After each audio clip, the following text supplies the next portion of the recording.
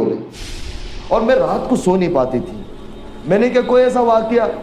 بولے واقعہ یہ ہوا, رمضان تھا 2019 کا, میں سوئی ہوئی تھی. بولے شہر سے پہلے میں نے قبر کو خواب میں دیکھا اور بہت بری حالت میں دیکھا, تو میں ایک دم چونک کر اٹھ گیا, مجھے بہت زیادہ بخار ہو گیا. اس کے دوسری رات میں نے قبر کو دیکھا, بہت اچھے طریقے سے دیکھا. پھر آواز سنی کہ اگر زندگی ایسے گزارو گے تو یہ ملے گی ورنہ وہ ملے گی. اب میں پریشان تھی کہ میں اتنی آگے چلی گئی تھی کہ پیچھے ہٹنا بہت مشکل تھا, کوئی صورتحال نظر نہیں آ رہی تھی. کیونکہ ایک زندگی ایسی ہوتی ہے کہ اس کی چاندنی اور ساری چیزیں, تو وہ چھوڑنا جب آدمی سوچتا بھی ہے نا. ہمیں بہت لوگ ملتے ہیں بمبئی کے اندر کہ مولانا دل خالی, ایک جو بڑے ہوتے ہیں نا, اکابر امت و اکابر امت ہوتے ہیں. اللہ تعالیٰ ہمیں اپنے بڑوں کی قدردانی کی توفیق دے. سن 2018 کی حج کے اوپر میں نے حضرت مولانا طارق صاحب سے کہا, میں نے کہا مولانا فلاں بہن ہے, پہلے میں بہن کہتا تھا, ایک بات بڑی یہاں ہنسنے والی ہے, میں اس کو بہن کہوں. میں نے کہا مولانا, میں ان سے پہلی دفعہ 2017 حج عمرے پہ ملا رمضان میں, ان کی والدہ اور ان کے گھر والوں کو لے کر وہ آئے تھے. تو میں نے کہا بہن آپ کو کچھ کام ہو تو مجھے ضرور بتانا, معاف کرنا یہ بات, لیکن جو حقیقت ہے وہ حقیقت ہے. ہمارے تصور میں بھی اللہ کیا فیصلے کر چکا ہوتا ہے کہ ہمیں نہیں پتہ ہوتے ہیں. پھر میں نے حضرت مولانا سے کہا, میں نے کہا مولانا آپ ان سے بات کریں. مولانا نے بات کی کہ بیٹی میں ملنا چاہتا ہوں. تو کہا کہ میں دبئی آ رہی ہوں. تو مولانا کہ میں ضرور آؤں گا بیٹی آپ کو ملنا. تو میں حج سے واپس دبئی آیا اور وہ بھی اپنی والدہ کے ساتھ دبئی آ گئی. مولانا انہیں ملے 6 سے 8 گھنٹے وہ اپنی والدہ کے ساتھ تھی, مولانا اپنے گھر والوں کے ساتھ تھے, ملے. پھر وہ بھی آ گئے, میں بھی انڈیا آ گیا. مولانا کا اگر سفر تھا کینیڈا کا, مولانا وہاں چلے گئے. مولانا مجھے کہتے ہیں کہ بیٹا اگر آپ کی ثنا سے کوئی سگائی ہو جائے تو بہت اچھا کام آ جائے. میں اللہ کی شان 3 دن جماعت میں تھا, تو میرے ساتھی میرے ایک دوست کو میں نے کہا مولانا کا دماغ سٹکا گیا ہے. میں نے مولانا کے بیٹے کو میسیج کیا, میں نے کہا یار والد صاحب کا دماغ, وہ کینیڈا میں تھے تو ہمارا وقت کا فرق تھا. بولے کیا ہوا؟ میں نے کہا مولانا کسی کے ساتھ کسی کا بھی نکاح جوڑ دیتے. اگر میں نے کہا میں نے ان کو یہ بات کہہ دی نا تو یہ مجھے جوتا اٹھا کے ماریں گے کہ یہی کام رہ گیا ہے. پھر میں نے اللہ کے آگے مانگا, میں نے کہا یار بات تو بڑی ہے لیکن پتہ نہیں کیا ہے یہ 2018 کی میں آپ کو بات کر رہا ہوں. 19 پورا چلا گیا. 19 رمضان میں حضرت مولانا عبدالرزاق صاحب اور ہم ساتھ میں اکٹھے عمرے کے سفر پہ ساتھ تھے. تو مولانا کو میں نے کچھ چیزیں بتائی تو مولانا مسکرائے. مولانا نے, ظاہر سی بات ہے کوئی بھی مسکرائے گا آدمی. میں ایک طرح سے مولوی, اپنی زندگی مولویوں کی سیدھی سادھی زندگی ہوتی ہے. تو مولانا بھی مسکرائے. میں نے مولانا کے بیٹے سے کہا, میں نے کہا مولانا کسی کا بھی رشتہ کسی کے ساتھ بھی جوڑ دیتے, پیچھے مڑ کے پوچھتے نہیں اس کا کیا حال ہے؟ تو بولے ابھی تک آپ نے لڈو منہ میں رکھا ہے. میں نے کہا یار اب لڈو ایسا پکڑایا ہے کہ منہ میں تو رکھنا ہی پڑے گا.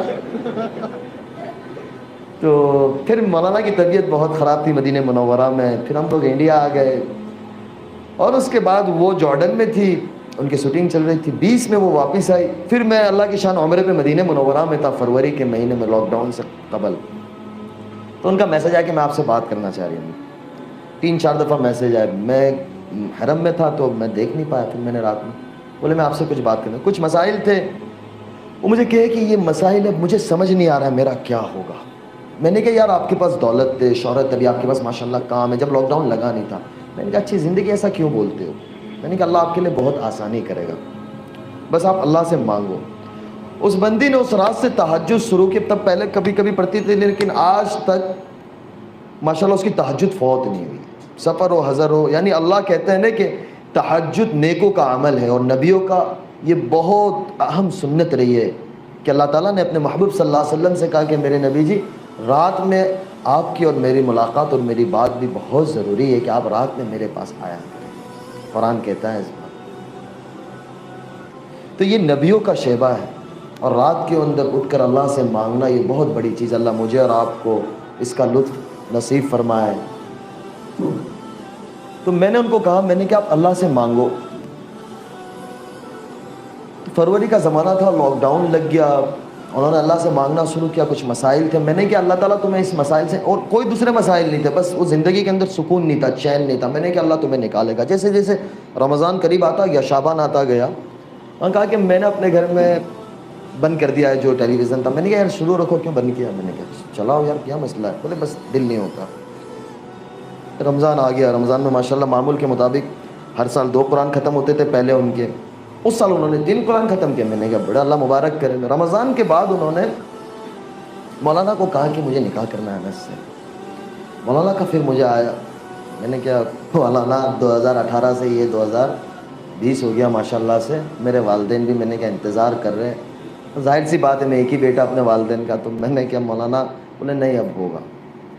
تو پھر مجھے کچھ سمجھ نہیں آ رہا تھا، تو میں نے ٹھیک ہے، میں نے کیا جون جولائی کا مہینہ تھا اور اسی کے اندر 2-3 ماہ اور گزر گئے. میں نے ان کو کہا یار، پھر جیسے اللہ کی طرف سے امتحان بھی آتا ہے، جیسا بندہ ہوتا ہے نا ایسا امتحان ہوتا ہے، لیکن بندہ جمع رہتا ہے نا تو اللہ کی مدد آتی ہے. بندے کی دل کی نیت صاف ہوتی ہے اور مضبوط ہوتی ہے نا تو اللہ تعالیٰ کی مدد ایسے آتی ہے. اتنا کام آنا شروع ہوا، جیسے لاک ڈاؤن کھلنے گیا تو وہ جو پتہ نہیں نوجوان سارے بیٹھے ہیں، مجھے نام یاد رہے گا، خطروں کے کھلاڑی ایک شو آتا ہے، پتہ نہیں آپ نوجوان بیٹھے ہوں گے، میں نے دیکھا کبھی نہیں ہے لیکن وہ بتاتے تھے. تو اس کی آفر آئی، بولے پہلے جا چکی تھی اور بہت زیادہ. میں نے کہا چلے جاؤ کر لو آپ. میں نے کہا کر لو، ہمارا کیا ہے، 10 دن کی بات ہے آپ کی. بولے نہیں بس نہیں کرنا. اس کے بعد جو انہوں نے ویب سیریز یعنی ایک شوٹنگ کی تھی اس کا دوسرا پارٹ آ رہا تھا، اس کے لیے وہ بہت زیادہ مشہور ہوئی تھی. تو کام بولے اتنا آیا کہ 17-18 سال کی زندگی میں کبھی اتنا نہیں آیا، اتنا کام آنا شروع ہو گیا. میں نے کہا یار کر لو.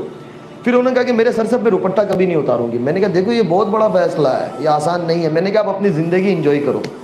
ہمارا دین کسی کو کسی طریقے سے باندھنا نہیں چاہتا. اللہ تعالیٰ نے ہمارے دین میں بڑی آسانی، بڑی سہولتیں اور بہت زبردست دیا ہوا ہے دین.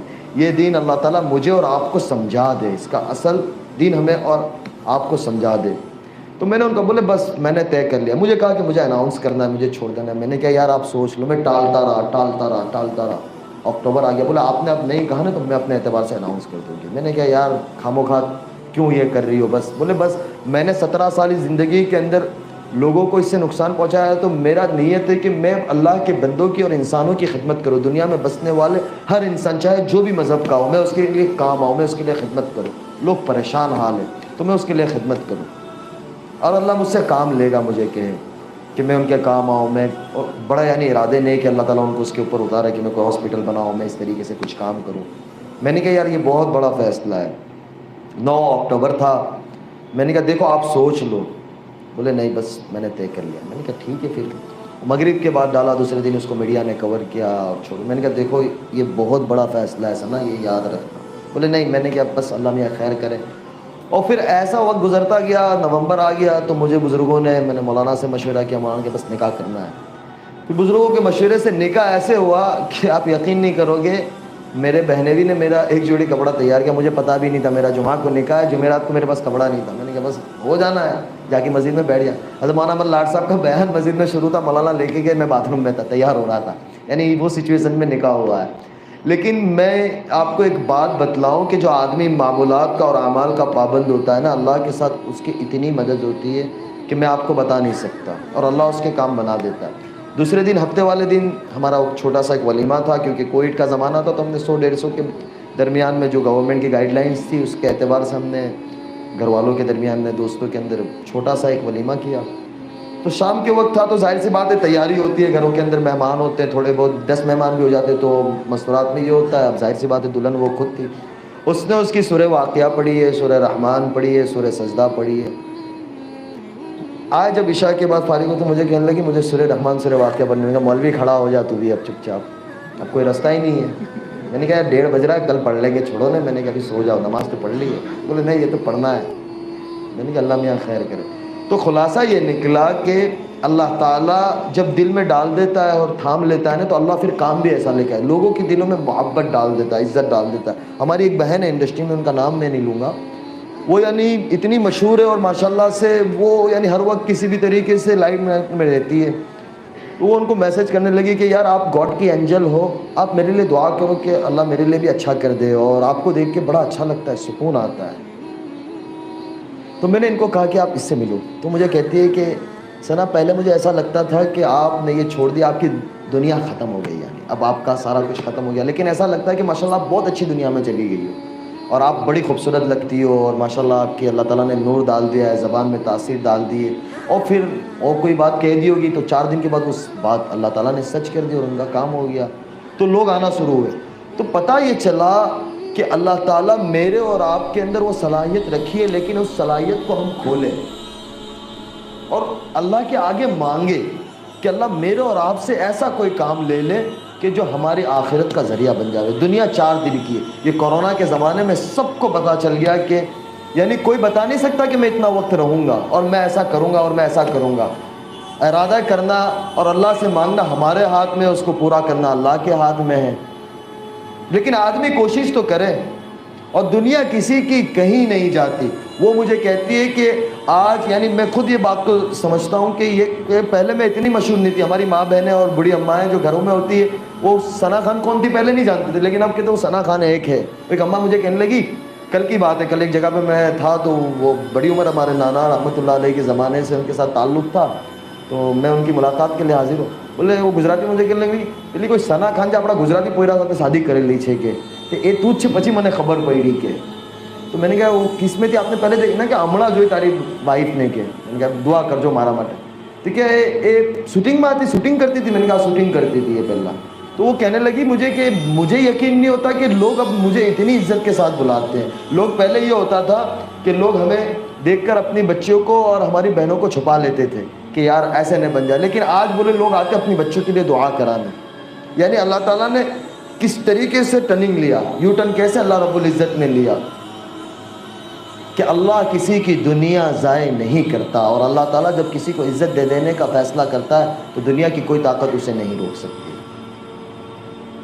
تو بات کا خلاصہ یہ ہے کہ میری اور آپ کی زندگی کی قیمت ہم لگائیں اور ہم اس کی قیمت کو پہچانیں. اللہ تعالیٰ نے یہ جو وقت دیا ہے یہ بہت قیمتی وقت ہے کہ اس کے پیچھے نبیوں کا سب کچھ لگ گیا، صحابہ کا سب کچھ لگ گیا، اس کے بعد آخر یہ دن مجھے اور آپ کو پہنچا ہے. ارے بھائی ہم کون ہوتے ہیں کسی کو یہ کہنے والے کہ یہ ایسا ہے؟